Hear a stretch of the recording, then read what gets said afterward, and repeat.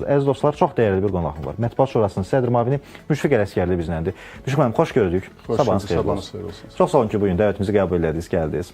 Mən təşəkkür edirəm maraqlı mövzu üçün. İndi bu süni intellektin mediada rol oynaması məsələsinə gələk. Maraqlıdır, istehsal prosesində bizə çox yaxşı partnyor ola bilir. Amma yaxın tarixdə bizə rəqib ola bilərmi? Yəni, nə mənada rəqib? Tam şəkildə biz süni intellektdə bir şeyləri istehsal edib yayımlamağa etibar edə bilərikmi sizcə? Necə görünür indiki mənzərəsi? Təşəkkür edirəm. Əslində, sizin bayaqdan verdiyiniz məlumatlar bizim mövzu üçün də biraz giriş rolunu oynayır. Məsələn, informasiya çirkliyindən danışdınız. İndi beynəlxalq akademik mərkəzlərə istinad eləsə göstərirlər ki, bugün dünyada ümumiyyətlə informasiya məkanında istehsal olunan informasiyanın 80%-ə yaxını fake xəbərlərdir. Təsəvvür edin, 20% real etimad göstəriləsi xəbərdir, 80% isə fakedir. Bu 80% xəbərlər bəzən insanların qabağına sosial şəbəkələrdə hətta axtarmasan da çıxır, bilirsiniz. Kukilər vasitəsilə, müxtəlif reklamlar vasitəsilə, yəni sən o xəbəri axtarmırsan, amma onlar özləri səni təklif edib, onun qarşına çıxarlar və insan istəsə də, istəməsə də, bəli, bu fakelər daha çox. Yer gəlmişkən onu da bir statistika deyim, yəni yenə akademik mərkəzlərin hesabatlarında qeyd olunur ki, sosial şəbəkələrdə fake xəbərlər digər kommunikasiya vasitələrine nisbətən 6 dəfə daha sürətlə yayılır. Yəni, bunlar var. İndi problem nədədir? Problem oradadır ki, bu fake xəbərdən necə qaçmaq olar, onun təsirinə düşməmək üçün nələr etmək olar məsələsindən danışanda orada təkliflər var. Təkliflərin içərisində ilk gələn budur ki, insanlar bir xəbərdən şübhələnərkən onun real və ya doğru olmadığını müəyyən etmək üçün müəyyən test etməlidirlər. Testlər nədir? Sən baxmalısan ki, bu xəbər, sənin şübhələndiyin xəbər digər legitim qurumlar tərəfindən də yayılıbmı, yayılmayıb. Yəni, üç mənbədə yoxlamaq belə deyək də, məsələn, Baku TV legitim bir informasiya mənbəyidir. Bunun rekvizitləri var, ünvanı var, peşəkar jurnalistlər çalışır və s. və eləxir. Yəni, sən sosial şəbəkədə rastlaşdığın xəbər baxmalısan ki, digər legitim mənbələr də bunu paylaşırmı, paylaşmır. Süni intellekt hal-hazırda özü həm də bizim o legitim saydığımız jurnalistika və media subyektlərinin də istifadə etdiyi əsas alətlərdən birinə çevrilir. Yəni, biz tutaq ki, sosial şəbəkə, başqa mənbələr dezo yayıblar, fake xəbər yayıblar. Biz onu dəqiqləşdirmək üçün keçirik, legitim mənbələrə baxırıq. Sonra da indi bəlli olur ki, legitim mənbə özü də elə o süni intellektdən istifadə edərək müəyyən xəbərləri dəqiqləşdirir, baxır və paylaşır. Onda necə olmalıdır? Yəni, indiki problem mahiyyəti odur ki, bu medianın özünü həmin o fake yaradan mənbələrin təsirindən xilas etmək. Bax, problem oradadır. Təəssüf ki, indi süni intellekt düzdür, çoxdan kəşf olunub, müəyyən bir müddət keçib.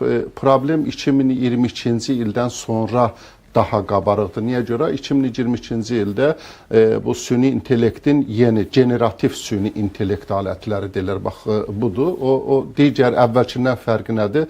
Bu generativ süni intellekt alətləri özləri məzmun yarada bilirlər. Siz bayaq dediniz, bizim əvəzimizə dizayn eləyə bilirlər, mətn tərtib eləyə bilirlər, sonra o mətnləri redaksiya eləyə bilirlər. Hətta sosial şəbəkələrdə biz bayaq danışdıq, sosial şəbəkədə özü fake hesab yarada bilir, o fake hesabda sənin üçün çoxlu dostlar toplaya bilir, sənin adından məzmun paylaşır, o dostlar onu like elətdirir və s. və eləxir. Baxın, yəni o sosial şəbəkələrdə də bu dezinformasiyanın artıb 80% çatması səbəbindən biri odur ki, bu texnologiyaların ora təsiri. İndi necə etmək lazımdır ki, insanların etibarlı xəbər mənbəyi kimi yanaşdığı bu, belə deyək ki, peşəkar medianı bax, onun təsirlərindən qorumaq. İndi 22-ci ildən sonra əsas dünyada o jurnalistika mərkəzlərinin apardığı müzakirə budur. Və burada mütləq şəkildə bir problemi də qeyd etmək lazımdır. Elə oradan gələk məsələnin üzərinə. Bilirsiniz, bu generativ süni intellekt texnologiyalarla bağlı müzakirə olunanda burada əsas elementlərdən biri AI hallucination deyilən bir problem var. Bizim dildə hallusinasiya deyək. Yəni, sadə dildə izah etsək, biz tutaq ki, istənilən istifadəçi nəzərə almalıdır ki, sən ora bir faktı axtarmaq üçün, o sahədə məlumat əldə etmək üçün müraciət edəndə o süni intellekt texnologiyasına, o sənə real olmayan, yaxud da ki, dezinformasiya xarakterli mənbələrdən də sənə informasiya gətirə bilər. Ən pis odur ki, bu AI halüsinasiya məsələsi, bu özündən müəyyən şeyləri uydurub da çatdıra bilir. Yəni, bir var hansısa o saxta mənbəyə istinad edib, saxta mənbəni istehsal etdiyi xəbər. Bir də var, özündən sənin üçün müəyyən bir hiyalançı, belə deyək ki, xəbər uydurmaq problem var. Bax, bu cür məsələlər var. Bunu yer gəlmişkən ChatGPT-nin rəhbəri də açıqladı ya. OpenAI-nin rəhbəri açıqladı. Dedi ki, ona çox inanmıyor, o halüsinasiya görür. Bəli, çünki onun iş mexanizmi elədir ki, onlar işləyəndə fikirləşir ki, mən tamaşaçılar üçün diqqətinə çatdırım ki, bir sözdən sonra ehtimal başqa hansı söz gələ bilər. O ehtimala əsasən, məsələn, milyon sözün arasında o ehtimal olunan, ən ehtimal olunan sözü qoyur və cümləni qurur. Dolayısıyla da fikrin bütövlüyü, fikrin məğzi, yəni onun fikirləşdiyi bir şey deyildi. O söz sözləri qoşulur. Əsas problem bu nöqtədən başlayır. Süni intellekt o halüsinasiya məsələsindən ki, uydurma məsələsi olmayan şeyi. İkinci, hesab edər ki, heç halüsinasiya yoxdur, başqa bir problem nədən ibarətdir. İndi bunu bu media məsələsində beynəlxalq jurnalist təşkilatları müzakirə elədilər. Deməli, süni intellektin media təsirlərini və ondan qurtarmaq yolunu təqribən 10 qrup altında təsnif elədilər və orada maraqlıdır, nələr var bunun içərisində. Birinci mənbə gəlir dezinformasiya məsələsi. Yəni, biz götürək ki, məsələn, Google search-lə süni intellektin axtarış sistemini müqayisəsini verir, orada açılır. Məsələn, baxmayaraq ki, Google search indi belə deyək ki, öz yerini verir buna, amma Google search-lə biz bir məlumatı axtaranda, o gedib sənə mənbəni göstərir ki, bax, bu mənbədədir. O mənbəyə sən daxil olurdun, məlumatı götürün. Amma əgər sən süni intellektdən o mənbəni istəməzsən, o mənbəsiz məlumatları sənə gətirir, özü götürür, gətirir. İndi bunun istinad elədiyi mənbələr real mənbələrdirmi, doğru xəbər yayan mənbələrdirmi, yoxsa dezinformasiya yayan mənbələrdir? Bax, problem buradadır. İkinci çox ciddi məsələ müəllif hüquqlarının pozulmasıdır. Məsələn, sən mətni istəyirsən, bunu özündən kəşf edib gətirmir ki, hansısa mənbələrdən götürür. İndi o mənbənin müəllifi var, onu yaradan var, onun hüquqlarının pozulması. Yəni, beləcə davam etsək, təqribən 10 qrup üzrə, 10 bənd üzrə bu beynəlxalq jurnalistlər təşkilatları bunu təsnifatlaşdırırlar ki, bunun media təsiri vardır. Bunu nəzərə alaraq 2023-cü ilin noyabr ayında medianın süni intellektdən istifadə etikası sənəd yaratdılar. İlkin olaraq həmin sənədi 17 jurnalist təşkilatı, beynəlxalq jurnalist təşkilatı imzaladılar. Şərti adı ona süni intellektdən istifadə üzrə Paris Xartiyası deyirlər. Çünki Parisdə imzalamışdı o. Beynəlxalq təşkilatlar yığışıb orada imzalamışlar o sənədi. Həmin sənəddə deməli jurnalistlərin və media subyektlərinin süni intellektdən necə istifadə etməsi, hansı təhlükələrlə, təhlükə deyəndə, yəni söhbət informasiya çirkçiliyindən söhbət gedir, hansı təhlükələrlə üzləşə biləcəkləri və bu təhlükədən necə yayınmalı olduqları məsələsi həmin xartiyada öz əksini tapıb.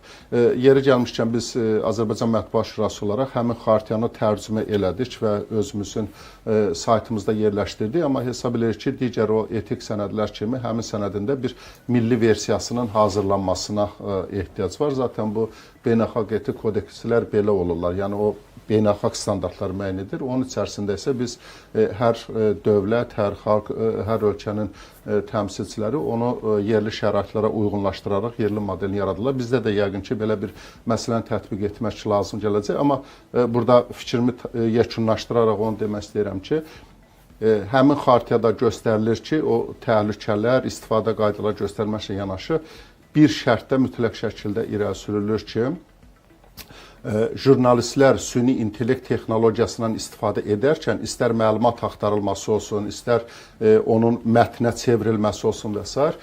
Mütləq şəkildə təqdim olunan süni intellekt tərəfindən təqdim olunan materialı yenidən özləri mənbə ilə dəqiqləşdirməyə borcludurlar. Yəni bu jurnalistlərin borcu. Onun necə elə təqdim etdiyi hazır formada onu götürüb belə deyək də dərc etmək, yayımlamaq olmaz. Mütləq şəkildə o məlumatın doğruluğunu jurnalist yenidən yoxlamalıdır mənbələrlə. Bir.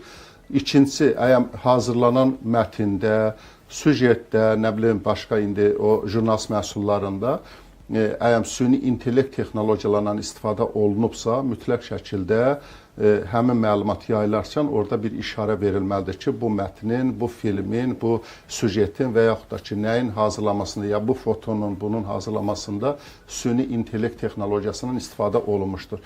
Mən fikir verirəm, məsələn, artıq bizim qardaş Türkiyə Respublikasında bəzi media qurumları bundan istifadə etməyə başlayıblar artıq. Yəni birinci süjeti verəndə yaxud da ki, bir məhsulu təqdim edəndə mütləq şəkildə orada bir işarə qoyurlar ki, bu məhsulun hazırlamasına süni intellektdən istifadə olunub. Niyə görə?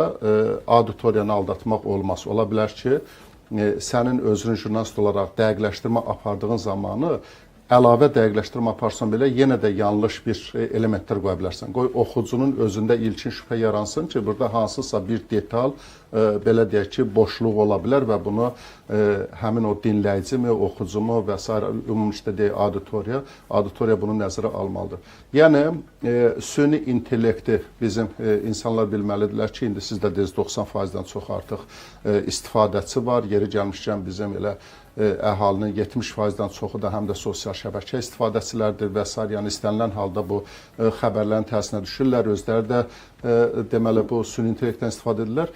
Bunu birmənalı bilmək lazımdır ki, süni intellekt vasitəsilə sənə çatdırılan xəbər mütləq şəkildə həqiqət deyil. Yəni bunu anlamaq lazımdır və o xəbərin doğruluğunu təsdiqləmək üçün mütləq əlavə mənbələrə müraciət etmək lazımdır.